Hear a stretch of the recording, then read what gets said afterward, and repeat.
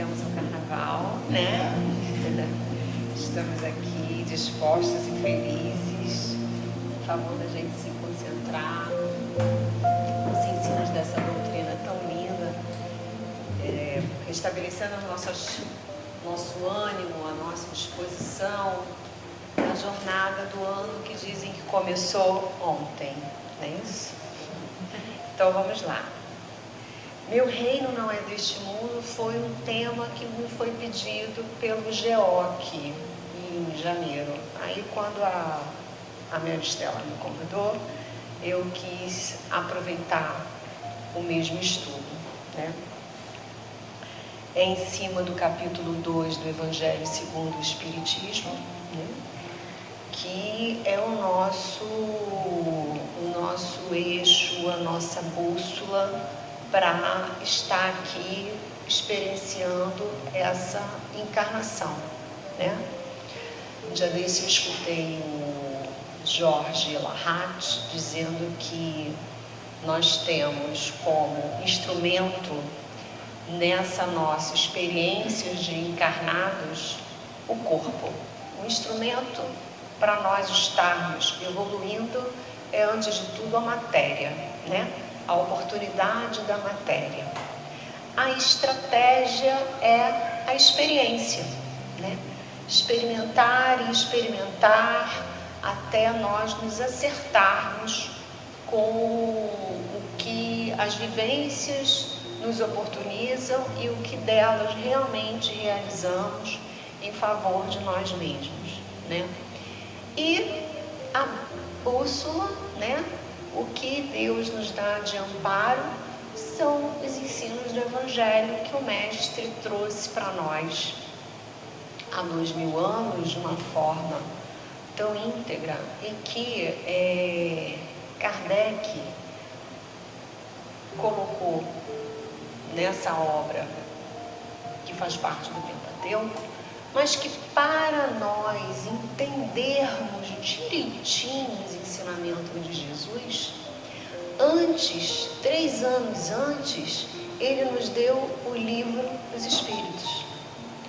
Nós só conseguimos entender mais e melhor os ensinamentos do Evangelho com toda a profundidade, com toda a apropriação, quando nós temos por base conhecimentos como a comunicabilidade entre os mundos, a reencarnação, né? A existência de muitas e muitas esferas de vida e que nós somos eternos e vamos experimentando. Então, tudo aquilo toda a bagagem de conhecimento que o livro dos Espíritos nos oferece, dá para a gente a possibilidade de entender o Evangelho de uma maneira mais plena, mais intensa, né? E aí, meu reino não é deste mundo, tem N formas de nós nos debruçarmos sobre este assunto, que dentro da vivência espírita é até fita banana, né? Comumzinho, normal, sem grandes novidades. E se você for abrir o YouTube, por exemplo, com palestras sobre Meu Reino não é deste mundo, você vai ver N palestrantes. Claro que a essência do argumento é a mesma, mas cada um falando por um enfoque, com a luz em determinado eixo, enfim, falando de formas diferentes de uma mesma coisa. E aí eu tinha que escolher uma para mim, para dividir com vocês, né? E então eu resolvi trilhar pelos caminhos de Humberto de Campos, né? Diz que Humberto de Campos, tanto na Boa Nova como nos outros livros dele, Contos e Apóstolos, e os outros, acho que são 9 livros dele, né? Diz que ele teve o dom de fazer o making of do Evangelho, né? Aquilo que não está lá nos 4 Evangelhos, né? De Mateus, Marcos, João e Lucas, aquelas passagenzinhas que não estão lá, mas que quando ele desencarnou, ele teve oportunidade e acesso a registros em bibliotecas, onde ele viu, imagino eu, né, que vídeos em 5D, né, em todas as dimensões possíveis, né, e que ele se apropriou de episódios que ele traz nas suas obras, né? E o nosso amigo, né, o irmão X, que quando Francisco Cândido Xavier começou a colocar a público a sua mediunidade, principalmente pelo livro Parnaso de Além Túmulo, ele que fez tantas críticas, porque na época era um literato cético, que acreditava muito pouco em tudo aquilo que estava sendo vivenciado, né, oferecido, psicografia, aquilo tudo ele questionou muito, né? E 2 anos depois, na condição de desencarnado, né, teve a oportunidade de se aproximar desse médium e com toda a sua técnica e arte, né, trazer as experiências da vida do Cristo de uma maneira muito especial para nós. E é por um desses textos que a gente vai passear. E ele ficou tão intenso que ele diz assim, vai sair mesmo. No prefácio da Boa Nova ele diz assim, no finalzinho, é que existem espíritos esclarecidos e espíritos evangelizados. E eu, agora, peço a Deus que abençoe a minha esperança de pertencer ao número destes últimos. Eu acho esse finalzinho fantástico. Tá certo que Kardec falou, instruí-vos, né? Mas mais importante do que saber se a gente tem áurea, 7 vidas, 7 momentos, para que mundo que a gente vai, da onde que a gente veio. O mais importante é nós termos o coração evangelizado. É amar o próximo, é saber com generosidade ouvir, é estarmos aqui de uma forma íntegra em favor do outro e buscando a nossa plenitude. E aí eu concordo com ele. O importante e a minha esperança também é pertencer e ter um coração evangelizado, né? E aí então, vamos pelos textos de Humberto. Bom, em Crônicas de Além Túmulo, lá no capítulo 15, diz que, num texto chamado A Ordem do Mestre, diz que Jesus estava conversando com o apóstolo João, discípulo João, né? Aí a gente sabe que João era aquele que era mais novinho, que era o apóstolo do coração dele, que ele tinha uma identidade, um carinho muito especial. Na época a gente imagina que João tivesse entre 13 e 14 anos, né? E que ele era muito atencioso, muito próximo. Mas, passado toda aquela experiência que ele teve na encarnação, crucificação, e depois tudo o que aconteceu na Terra, aí a gente está falando de cruzadas, época medieval, né? A distorção dos valores, dos ensinamentos de Jesus, uma igreja totalmente comprometida com os valores materiais, cheia de critérios e dogmas totalmente distanciados do ensino do Cristo. Então diz que Jesus, em um determinado momento, chamou João, e isso a gente já está aqui, século XIX. Ele disse, aí João, fala aí para mim, faz um balanço aí para mim, como é que estão as coisas, meu filho? Disse-lhe, Senhor, tá ruim, viu? As coisas lá embaixo, tá tudo distorcido. Os ensinamentos estão todos distorcidos do que o Senhor passou. E aí fala disso, né? E aí ele Disse assim, pois é, mas eu preciso encontrar uma forma de resgatar os meus ensinamentos, né? De resgatar da maneira que eu prometi um consolador, né? E João disse, Senhor, eu não estou vendo muito como fazer isso. E aí, João fala exatamente esse pedacinho aí para ele. Há mais ateus benquistos no céu do que aqueles religiosos que falam em seu nome lá na terra.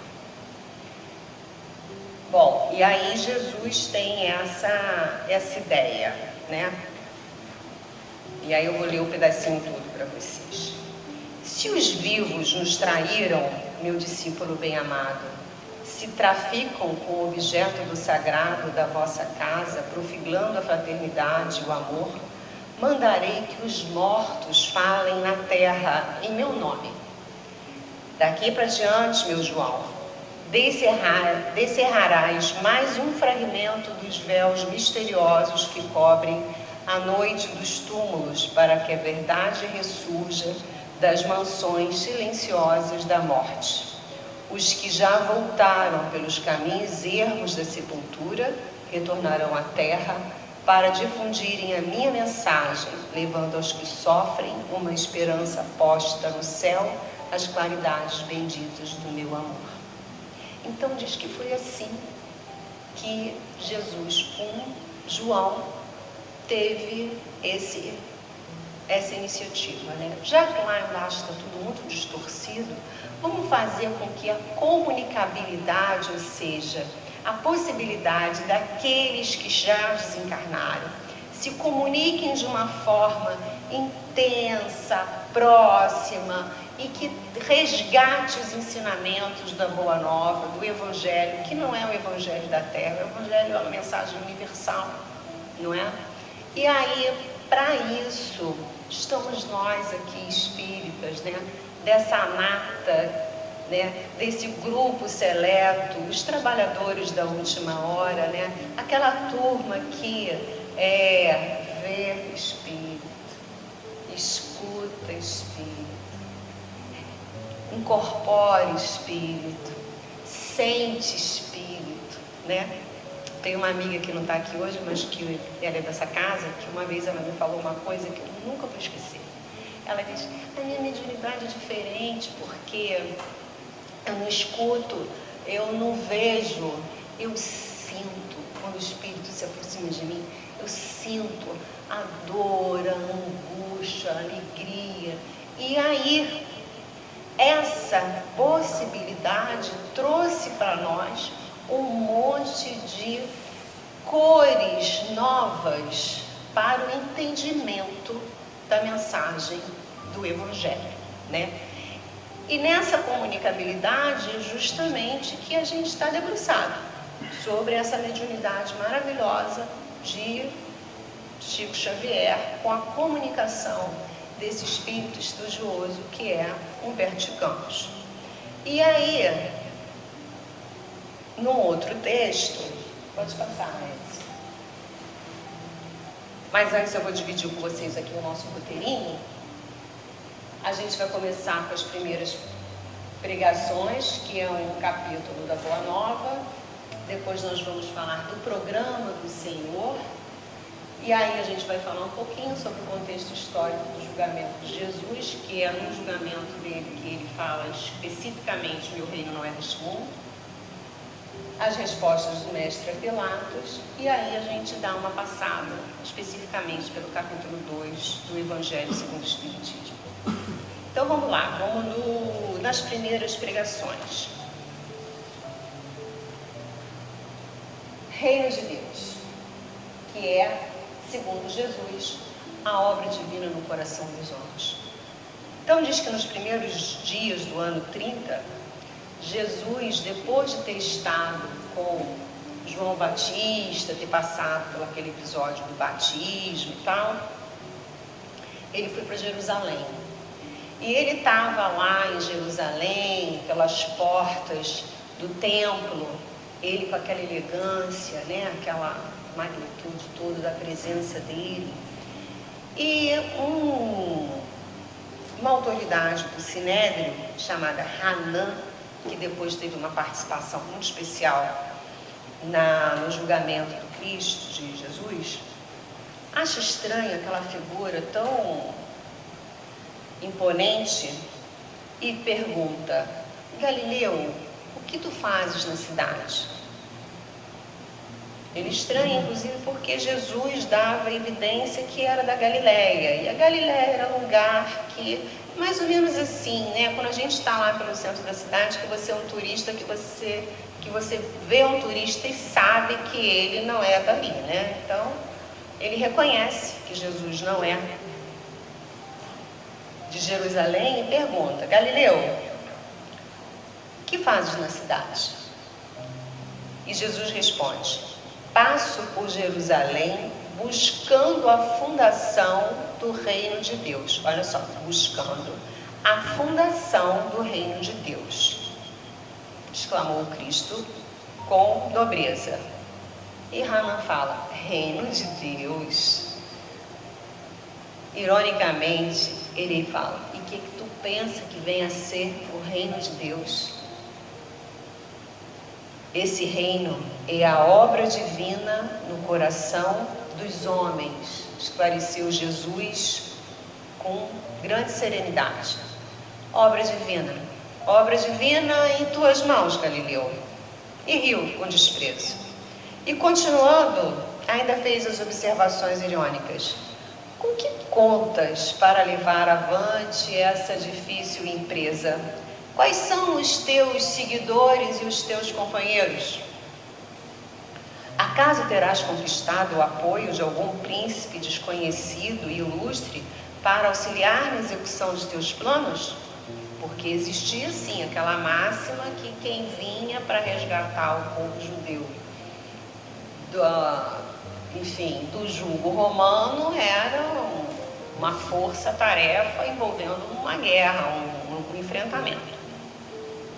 Então ele pergunta: está contando com a ajuda aí de alguém que vem te auxiliar nessa empreitada? E Jesus responde: meus companheiros hão de chegar de todos os lugares.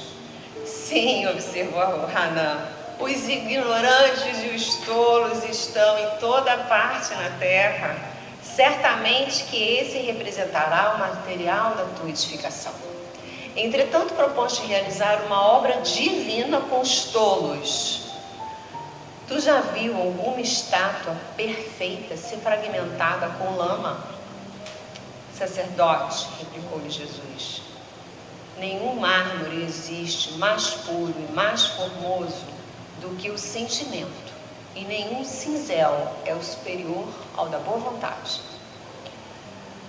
Impressionado com a resposta firme e inteligente, o famoso juiz ainda interrogou: conheces Roma ou Atenas?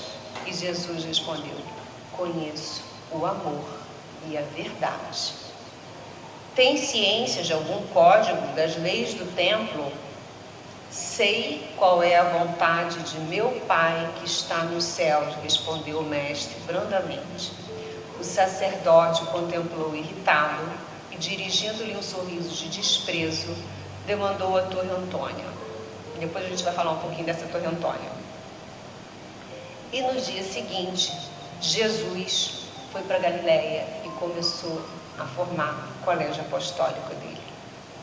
Então, nesse texto aí, que são as primeiras pregações, Jesus, antes de formar o colégio apostólico, ele já tinha, claro que tinha, né, a ideia nítida do qual era o objetivo dele: trazer o reino de Deus, formar o reino de Deus no coração dos homens. É obra divina no coração dos homens. Ele veio para nos transformar. Essa era a tarefa.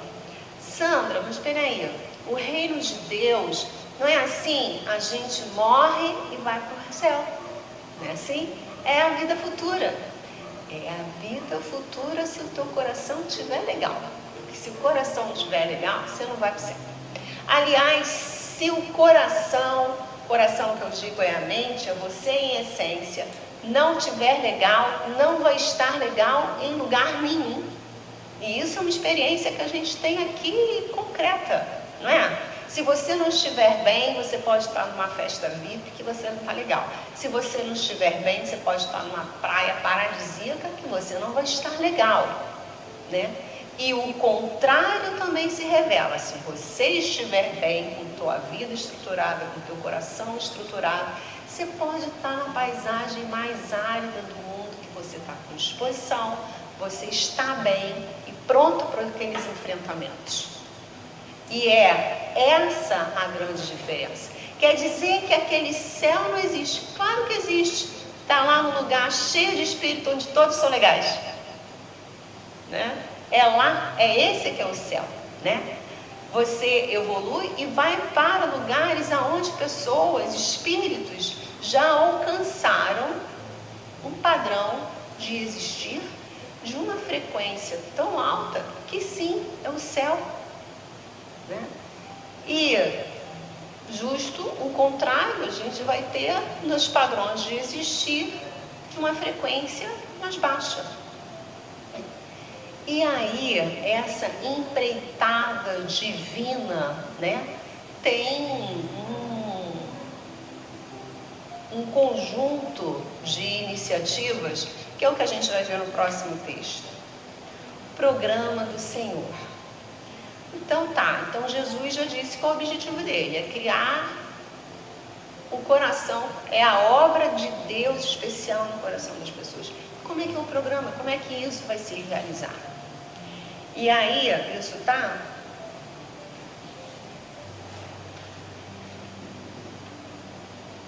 o nome do texto é mesmo o Programa do Senhor?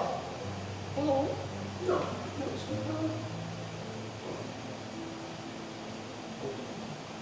Eu passei, quando eu vi a imagem, eu falei, não é isso. Então deixa esse aí, depois a gente vai avançar. É o meu... Deixa eu... Não, pode deixar aí, depois a gente avança.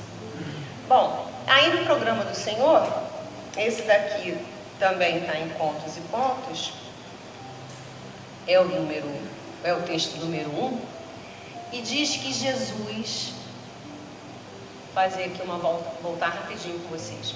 Então ele passou aquele encontro do batismo com o Batista, com João Batista, né? A partir dali é que ele começou a pregar, e aí foi quando ele teve lá aquele encontro com Hanan, que ele falou, olha, é a obra divina no coração dos homens que eu vim fazer aqui, e aí ele partiu para formar o colégio apostólico dele. E aí no auge daquele trabalho do colégio apostólico, teve aquele momento da multiplicação dos pães, né? Aquele momento intenso, mágico, aonde ele se sintonizou com um monte de pessoas, com palavras que, na verdade, contagiou tantos que existe até uma dúvida muito especial, né? Ele multiplicou o pão, matéria, ou o que ele falou foi que atendeu a todos, né? Esse milagre foi um milagre realmente físico ou não? E sem a gente querer se debruçar nisso, o fato é que aquele grupo enorme de pessoas se viu atendido pela sua fome, seja a sua fome material, ou seja a sua fome de expectativa, de acolhimento, já que aquilo era um grupo, uma turba, seria o que a gente hoje compararia com os excluídos, né? E depois desse momento tão especial, também alguém chamado Malebel, que também era ligado a um padrão de vida melhor, meio entorpecido com aquilo tudo e curioso, diz que chegou perto de Jesus e perguntou para ele: Senhor, é verdade então mesmo que o Senhor é o mensageiro do reino de Deus? E Jesus respondeu sem titubear: sim, sou. Em que alicerce será estabelecida a nova ordem? Ou seja, esse reino de Deus vai ter uma ordem, vai começar como, né? E Jesus respondeu: em obrigações de trabalho para todos. O interlocutor achou estranho, né? E continuou perguntando: e vai ter alguma organização hierárquica? Vai ter o que manda, os mandados? Como é que vai ser esse negócio aí? Como é que vai organizar isso? Como não? Respondeu o mestre sorrindo. Ah, vai ter então? E qual vai ser a função dos melhores? Melhorar os piores. Os melhores vão melhorar os piores. E a ocupação dos mais inteligentes? Instruir os ignorantes.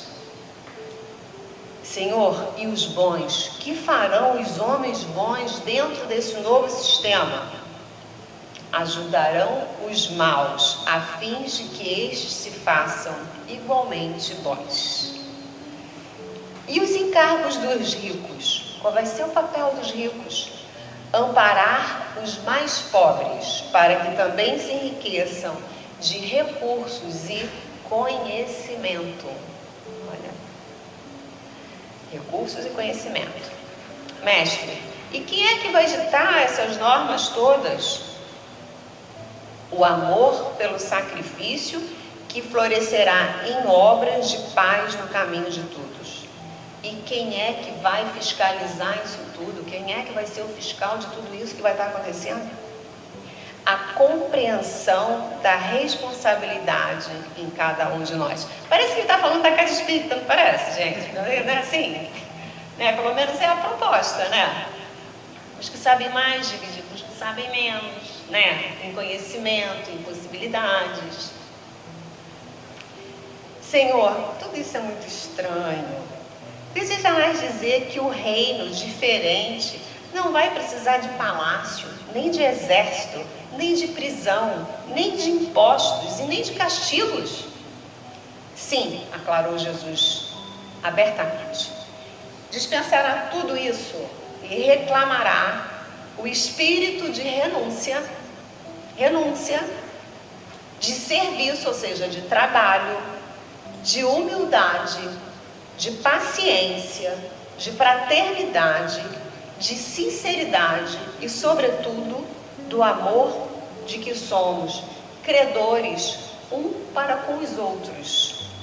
E a nossa vitória permanecerá muito mais na ação incessante do bem, com o desprendimento da posse, na esfera de cada um, que nos próprios fundamentos da justiça, até agora conhecidos no mundo. Esse é o programa do Senhor, ou seja, integração e ajuda recíproca, os maus sendo socorridos pelos bons, os piores atendidos pelos melhores, o que tem mais dividindo o que tem menos. Eu fiquei na dúvida se ele se baseou numa tribo indígena, né? No maior romance das definições do socialismo, mas o fato é que a gente não está falando de nada político, a gente está falando da essência do novo comportamento humano, que é a proposta que ele vem trazer. É você pensar no outro, né? Eu não canso de, toda vez que eu estou falando, isso vem, que eu acho que isso é um mantra que colocaram na minha cabeça, né? Para eu repetir para mim mesmo.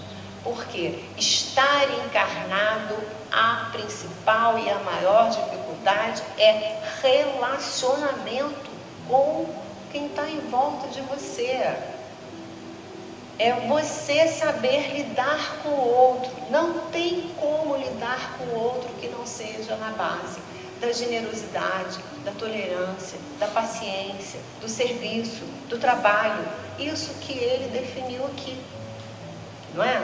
Então, as grandes angústias que nós temos oportunidade de testemunhar nos trabalhos mediúnicos são pessoas que vêm, espíritos que vêm angustiados porque não tiveram oportunidade do perdão, não tiveram oportunidade do entendimento, ou seja, que estão arrependidos, que querem refazer. E quando estão muito bravos e muito angustiados por uma vingança, por um ressentimento muito pouco nobre, o que acalma esse coração é a possibilidade de um reencontro, e esse reencontro ser a oportunidade de cicatrizar aquela mágoa. Essa é a principal mágica da reencarnação. É os reencontros proporcionarem os resgates que nós temos entre a gente e ajudar um ou outro nessa evolução constante, né? E aí, em cima desse programa, com todo esse discurso maravilhoso de Jesus e todos os outros que a gente conhece pela passagem dele aqui pela Terra, mesmo com tudo isso, ele foi julgado, né? Ele foi considerado traidor dos judeus e os judeus levaram ele para o enfrentamento com Pilatos, né? Naquele julgamento célebre que todo mundo conhece. E essa declaração, meu reino não é deste mundo, é resposta dele direta para Pilatos no momento do seu depoimento direto naquele julgamento, né? E aí, falando um pouquinho, aí pode avançar, falando um pouquinho de como foi esse julgamento, como esse espírito da mais alta envergadura passou por essa experiência tão primitiva que foi de ser julgado por pessoas muito menos preparadas, de um padrão vibratório muito menor do que dele, e ele está ali dando aquele exemplo, aquele testemunho que ele dá de enfrentamento para aquela realidade, sabendo que aquele exemplo era fundamental para que a passagem dele pela Terra perdurasse como perdurou e como fez um marco na mudança dos tempos, né, do antes e depois de Cristo. E aí diz que Pilatos nem estava nada disposto a dar atenção àquele Galileu, que segundo eles diziam que ele era um traidor, mas que ele mesmo colocava na conta, mais um profeta, mais um pregador que vem aqui. E depois, Galileu, isso nem é da minha competência, manda lá para Herodes, que eu nem quero dar atenção para ele, né?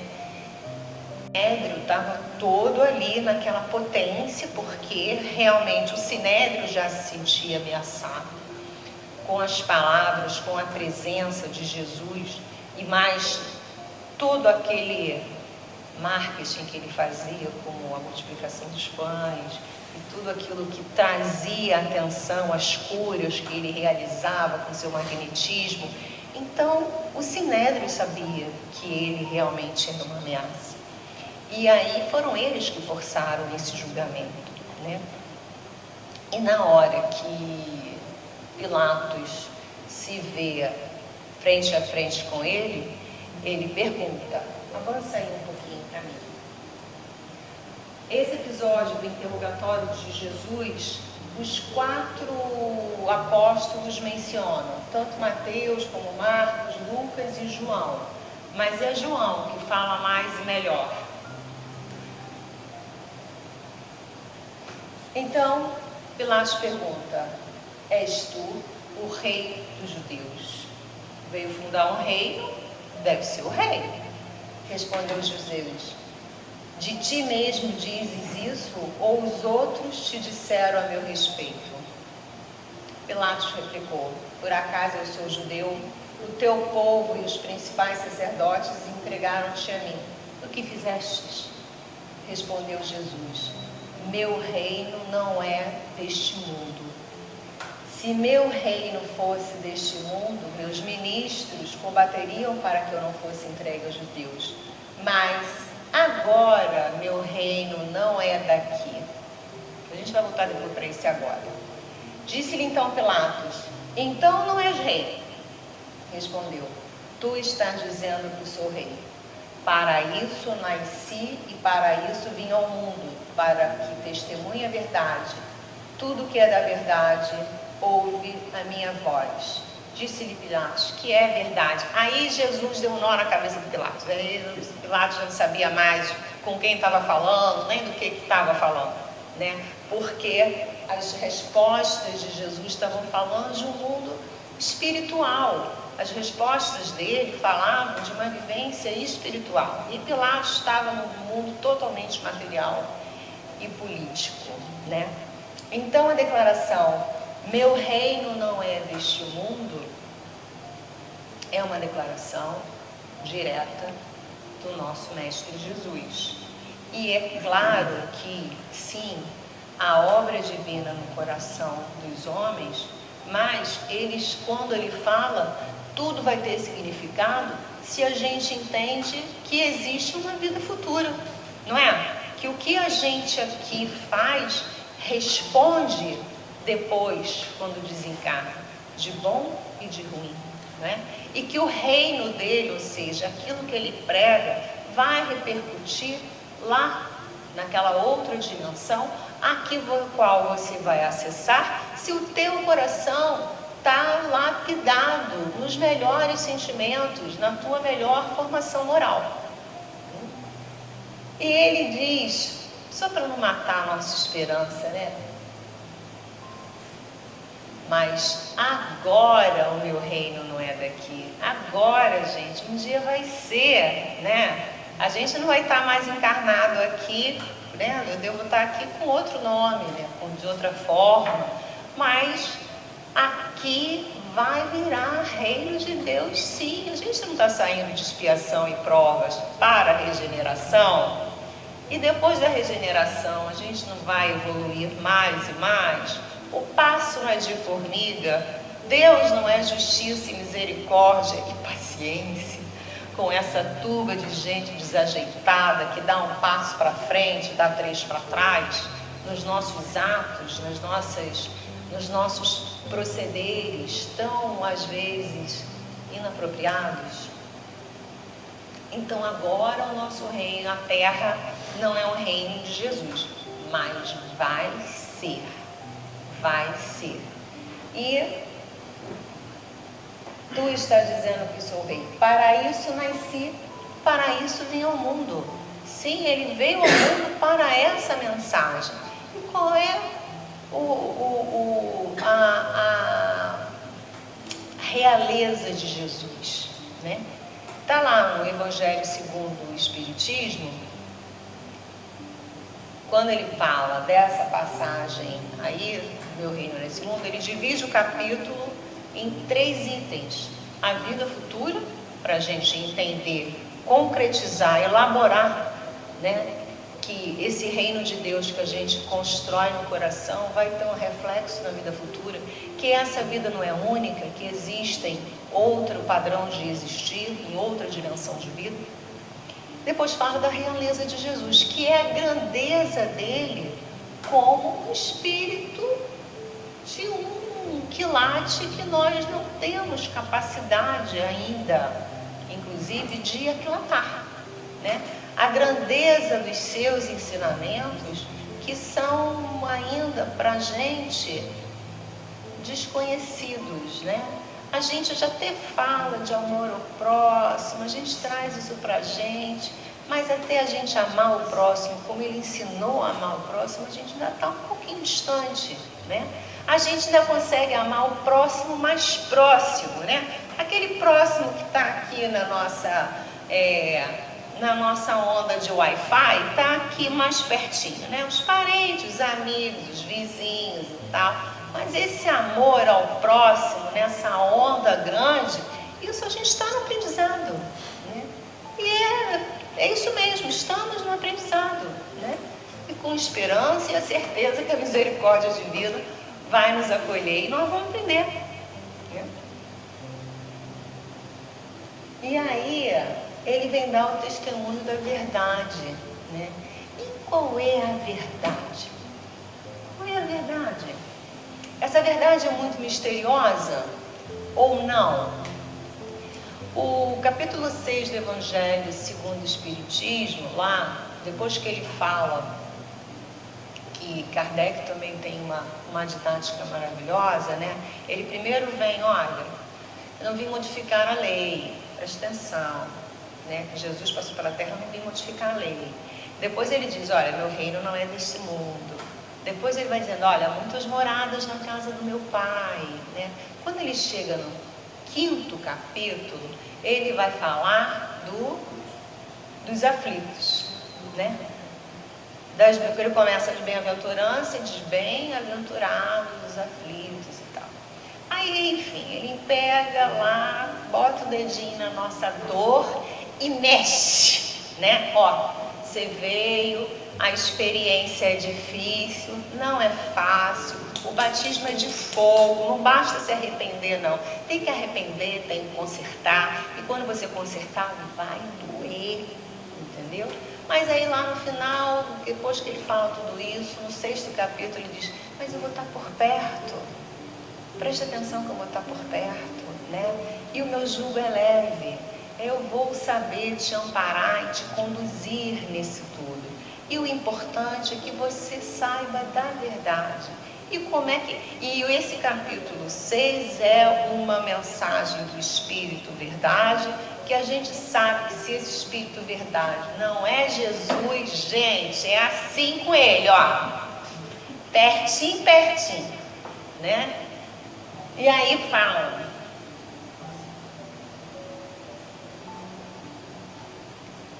lá, ó. O Espiritismo, como fez antigamente a minha palavra, tem de lembrar aos incrédulos que acima deles reina a imutável verdade.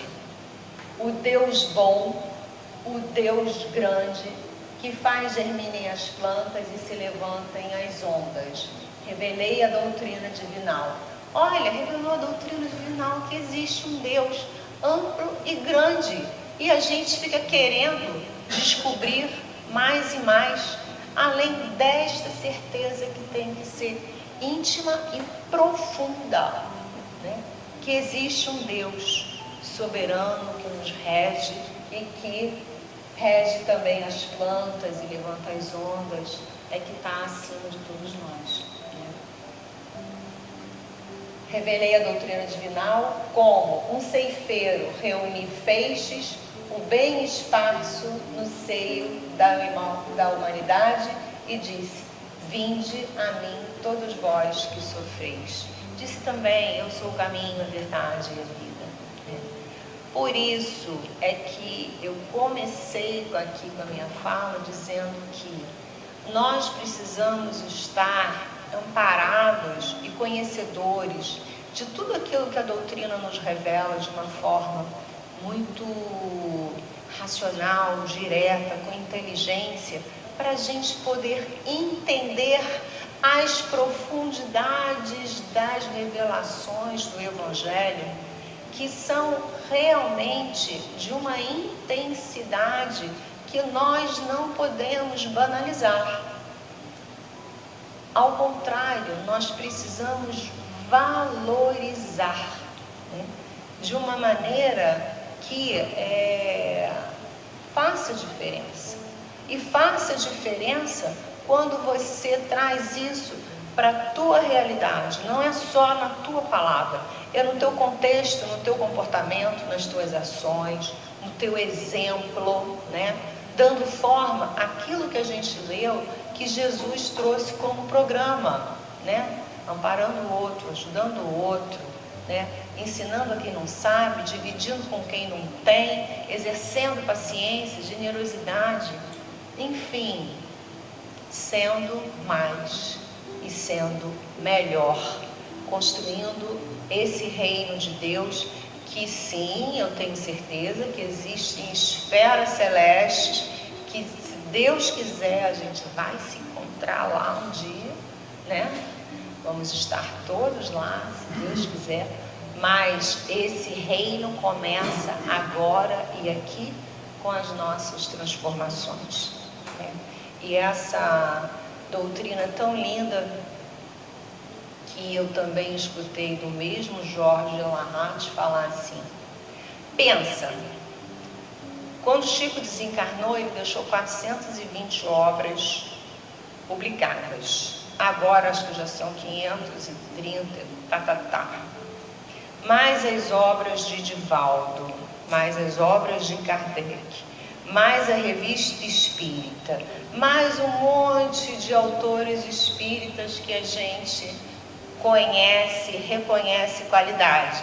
O Álvaro está ali sacudindo a cabeça porque lá na Calóce ele controla a biblioteca, né? Então, aí se a gente lê tudo isso, não dá conta numa encarnação. Não vamos dar conta nessa encarnação de nos apropriarmos de todo o valor e toda a integridade do conteúdo que nós temos à nossa disposição. E eu vou torcer para a gente se apropriar disso tudo, né? E os nossos corações serem evangelizados. Que nem Humberto falou lá no prefácio dele. Fica aqui também a minha esperança de eu e vocês conquistarmos um coração evangelizado e a obra de Deus começar no nosso coração. Era o que eu tinha para dividir hoje com vocês. Muito obrigada pelo convite.